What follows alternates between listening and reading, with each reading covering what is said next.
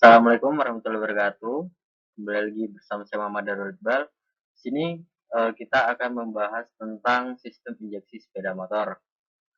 Di sini kita akan membahas tentang sejarah, pengertian umum dan lain-lain terkait tentang yang namanya sistem injeksi sepeda motor. Nah, topik yang pertama yakni pembahasan. Sistem injeksi adalah sistem teknologi yang menyemprotkan bahan bakar ke dalam ruang pembakaran secara langsung dengan jumlah dan waktu yang tepat. Jadi sistem injeksi ini adalah sistem yang menyemprotkan bahan bakar ke dalam ruang bakar itu dengan takaran dan waktu yang tepat. Nanti kita bahas di slide selanjutnya, bahkan di pertemuan selanjutnya kita akan bahas lebih dalam lagi tentang sistem injeksi. Nah, di sini ada sejarahnya dari sistem injeksi.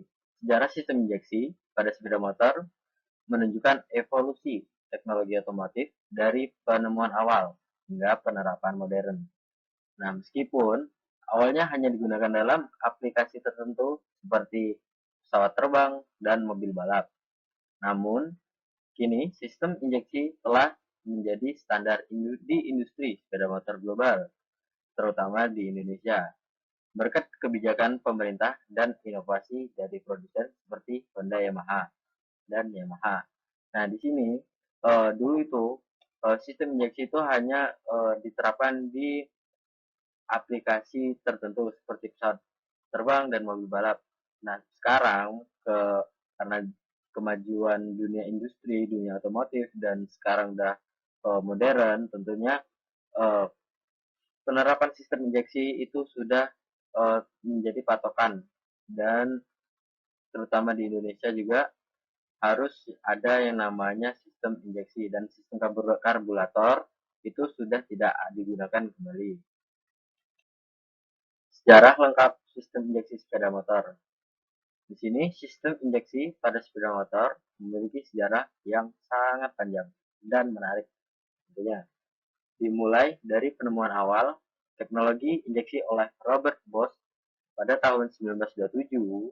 Teknologi ini awalnya diterapkan pada mesin diesel dan pesawat terbang. Sebelumnya akhirnya digunakan pada kendaraan roda 2. Nah, jadi sistem injeksi ini ditemukan oleh Robert Bosch di tahun 1927. Tentunya sudah sejak lama adanya sistem injeksi, namun pada zaman dahulu itu sistem injeksi hanya digunakan pada mesin diesel dan pesawat terbang.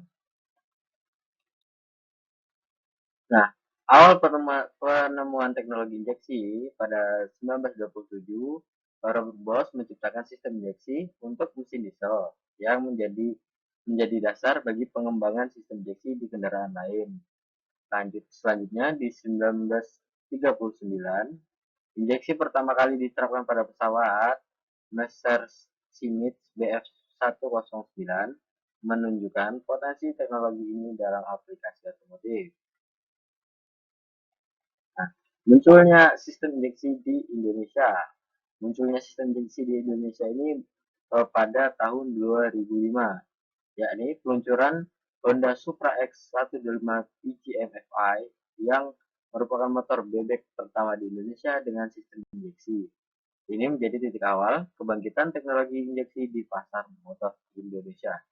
Jadi, sistem injeksi di kendaraan sepeda motor itu dimulai pada tahun 2005, yakni dengan peluncuran Honda Supra X125 PGMFI. Selanjutnya, pada 2013, pemerintah Indonesia mewajibkan semua sepeda motor baru menggunakan sistem injeksi untuk mengurangi emisi dan polusi udara. Kebijakan ini mempercepat transisi dari karburator ke injeksi di kalangan produsen motor. Nah, jadi pada tahun 2013, pemerintah Indonesia itu mewajibkan seluruh perusahaan sepeda motor di Indonesia itu harus sudah menggunakan sistem injeksi karena ini sangat berpengaruh mengurangi emisi gas buang dan polusi udara. Nah, di sini ada keunggulan dari sistem injeksi itu sendiri. Yakni yang pertama ada keunggulannya efisiensi bahan bakar. Kenapa sih dia bisa efisiensi bahan bakar? Karena motor dengan sistem injeksi itu lebih hemat bahan bakar dibandingkan dengan yang menggunakan karburator. Tentu karena kenapa bisa dibilang lebih hemat bahan bakar? Karena sistem injeksi ini menyemprotkan bahan bakar ke ruang bakar itu dengan takaran dan timing waktu yang sudah diatur di modul ECU. Ya, makanya dia tidak boros. Selanjutnya ada pengendalian emisi. Pengendalian emisi ini injeksi membantu mengurangi emisi gas buang, tentu memenuhi standar lingkungan yang semakin ketat. Emisi gas buang ini pada sistem sebelumnya pada sistem karburator sangat berpengaruh sekali karena pada sistem karburator emisi gas buang itu sangat banyak dan besar. Nah, pada sistem injeksi ini membantu mengurangi emisi gas buang yang dihasilkan pembakaran di kendaraan bermotor. Nah, selanjutnya ada performa mesin. Nah, di performa mesin ini injeksi itu berimpact dengan kontrol yang lebih baik terhadap campuran udara dan bahan bakar. Performa mesin dapat ditingkatkan secara signifikan. Tentu, performa mesin, sistem injeksi, dan sistem karburator sangat berbeda jauh tentunya.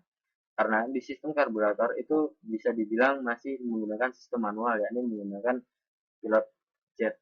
Dan sedangkan di sistem injeksi ini sudah diatur menggunakan komputer dan disetting secara elektronik.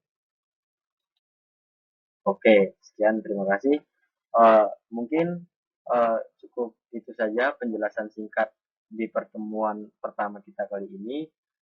Selanjutnya mungkin akan kita bahas lebih lanjut di pertemuan selanjutnya. Akhir kata, bila ada salah kata dan ucapan, mohon maaf. Wassalamualaikum warahmatullahi wabarakatuh.